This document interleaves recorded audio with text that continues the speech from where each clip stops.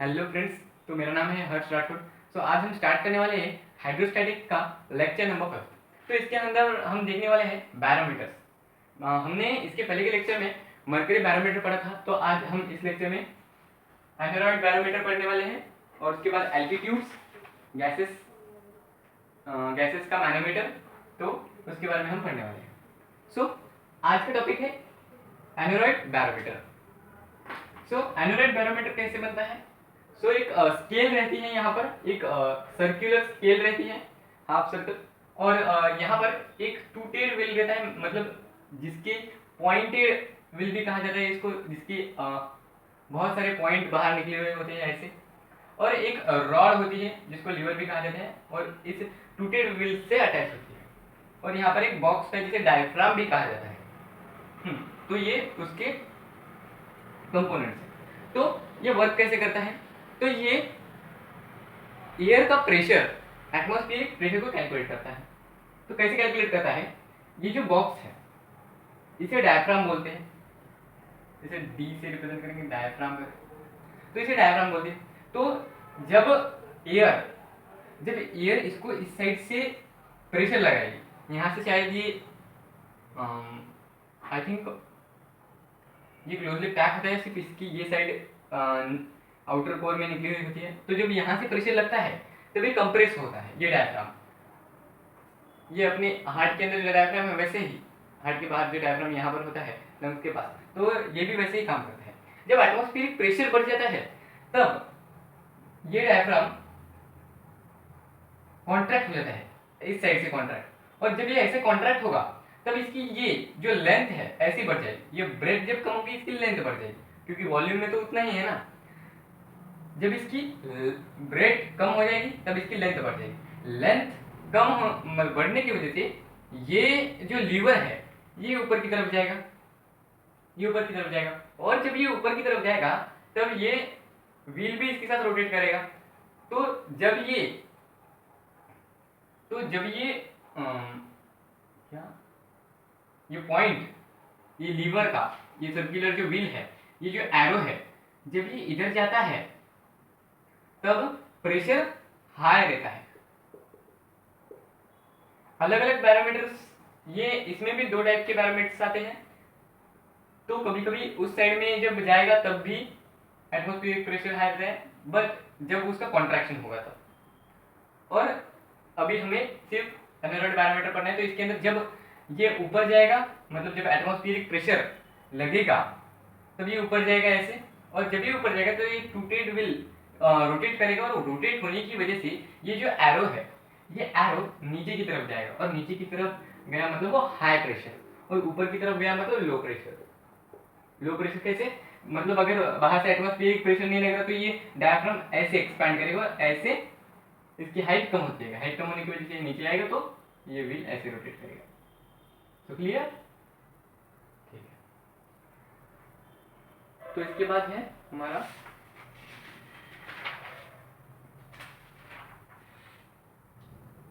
Altitude.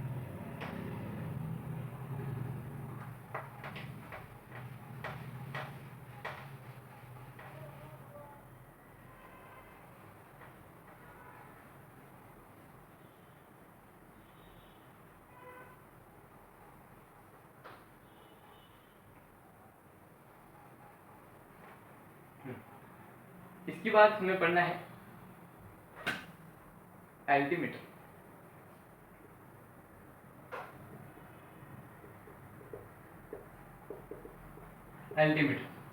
Altimeter generally use होता है atmospheric pressure को ही काउंट करने के लिए, पर ये एल्टीट्यूड को भी मेजर करते हैं, और ये एल्टीमीटर यूज होता है एयरक्राफ्ट में। इस एल्टीमीटर को हम एयरक्राफ्ट में रखते हैं, और फिर एयरक्राफ्ट जब बहुत ऊंचाई पर एल्टीट्यूड पर जाएगा तब उसको मेजर किया जाता है। तो ये अलग टेक्निक है। तो एल्टीट्यूड के बारे में हमें पढ़ना था, effect of altitude of atmosphere. The atmospheric pressure decrease as we go up the sea level due to the decreasing in the density of air, as well as the decrease in the height of the air column. The atmospheric pressure increase as well as below the sea level. For example, deep into the atmosphere.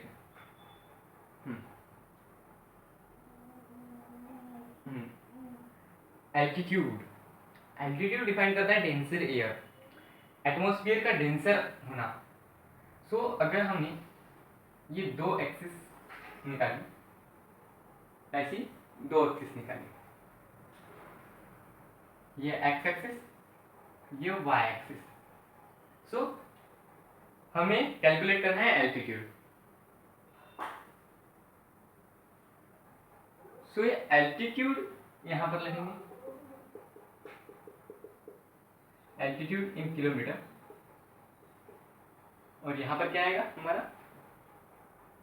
Pressure, pressure in H G, शायद centimetre H G, centimetre merc, H G का मतलब mercury, ठीक है। Pressure, altitude जब बढ़ेगा तो mercury का pressure कम होगा। इसका मतलब एल्टीट्यूड बढ़ने का मतलब हम कितना हाई जा रहे हैं एटमॉस्फेयर में। सपोज हम स्टार्ट करेंगे जमीन से, तो जमीन पे सबसे ज्यादा डेंसर एयर होती है और हाइट तो कुछ होती नहीं, तो यहां से हमने स्टार्ट किया, कुछ ऐसा ग्राफ बनेगा, ग्राफ कुछ ऐसा बनेगा। जब एल्टीट्यूड बढ़ेगा मतलब उसकी हाइट बढ़ेगी, तब प्रेशर कम होगा, और जब प्रेशर बढ़ेगा तब एल्टीट्यूड कम होगा। जब हम ज्यादा ऊपर जाते हैं वहां पर एयर की डेंसिटी बहुत कम होती है, तो वहां पर प्रेशर कम होगा, और जहां ज्यादा प्रेशर है वहां पर एल्टीट्यूड कम होगा, क्योंकि हमने देखा था कि एयर कॉलम में सबसे ज्यादा प्रेशर कहां पर रहता है, उसके बेस में। तो प्रेशर सबसे ज्यादा कहां पर रहेगा, बेस में। तो ये बेस से स्टार्ट किया हमने, और ये ऊपर वैक्यूम में जाएगा शायद, तो ये था। और अभी हमें पढ़ना है gases manometer, gases manometer.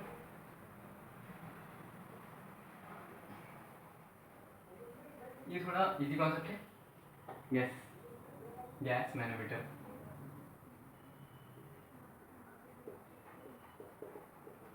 Gas manometer, पहले उसकी ड्राइंग निकालेंगे।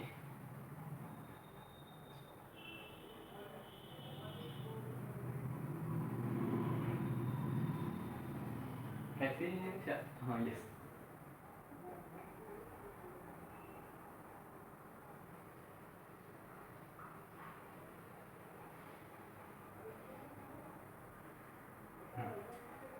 तो ऐसा कोई यू ट्यूब रहता है, ये एक ट्यूब है जो कि यू शेप में, तो ऐसा कोई एक यू ट्यूब रहता है, ग्लास ट्यूब। तो इसके अंदर हम गैसेस का प्रेशर मेजर करते हैं। तो गैसेस का प्रेशर किस मेजर करते हैं, हम इसके अंदर कोई लिक्विड डालते हैं, सपोज HG डाला, वाटर डाला, कुछ भी। तो अगर हमने मान लिया कि यहाँ पर कोई एक लिक्विड है, कोई एक लिक्विड है,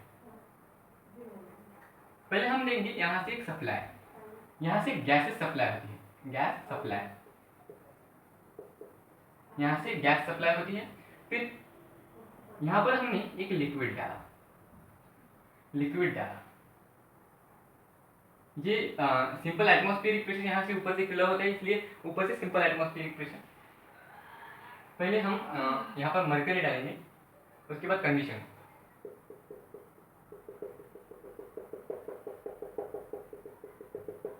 ये हमारी मर्जी, यहाँ से गैस सप्लाई। फिर गैसेस सप्लाई होने के बाद उसका रिएक्शन, रिएक्शन तो नहीं होगा पर ऐसा यूट्यूब,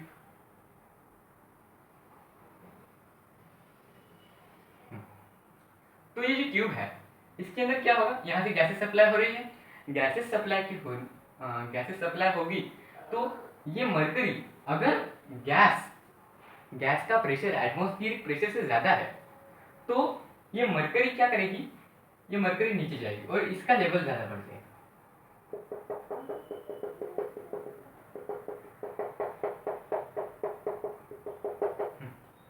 तो ये ऐसा हो सकता है, अगर गैसेस का सप्लाई ज्यादा हो तो फिर इसको कैलकुलेट कैसे करते हैं, अगर गैसेस का सप्लाई उसका प्रेशर बहुत ज्यादा हो तो वो एटमॉस्फेयर जो है जहां पर है, जिधर से प्रेशर लग रहा है एटमॉस्फेयर का, तो उस डायरेक्शन में जाएगी अनबैलेंस फोर्स की वजह से। सो हमने अनबैलेंस फोर्स पढ़ा है। तो ये काउंट कैसे करते हैं गैसेस सप्लाई का, उसका प्रेशर कितना है।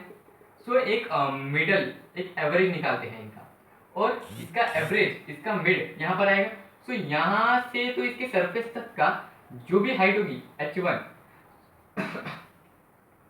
सो इसको कैलकुलेट करेंगे और उस हाइट को कैलकुलेट करके गैसेस का प्रेशर निकालेंगे, उस हाइट को कैलकुलेट करके गैसेस का प्रेशर लगाएंगे। और एक दूसरा है,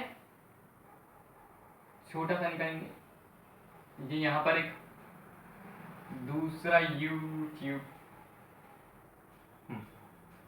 यहाँ से गैसेस का सप्लाई है।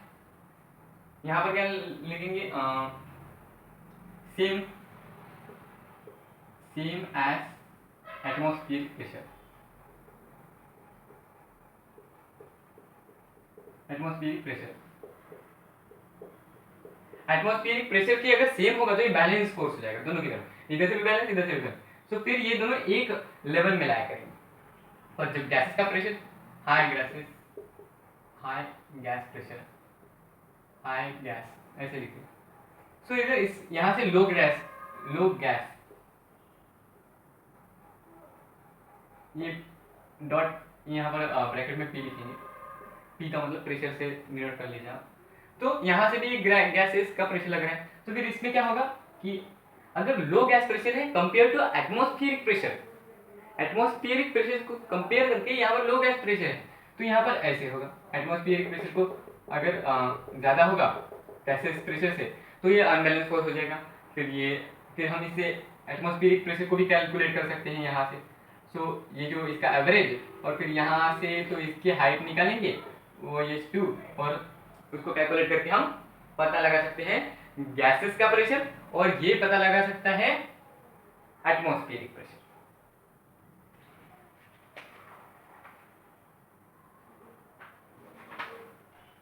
ये आप नोटबुक में कॉपी डाउन कर सकते हैं। सो आज का लेक्चर लंबा हो रहा है, सो आज यहीं पर स्टॉप होंगी। तो इसके बाद में हम दूसरे कुछ टॉपिक लाएंगे, तो उसके अंदर हम देखेंगे इसके बाद कौन सा आएगा, अपथ्रस्ट पास्कल्स लॉ। तो उसके अंदर हम पास्कल्स लॉ पढ़ेंगे। तो thanks for watching this video. अगर आपको ये वीडियो अच्छा लगा तो फिर लाइक कीजिए और शेयर कीजिए, सब्सक्राइब कीजिए।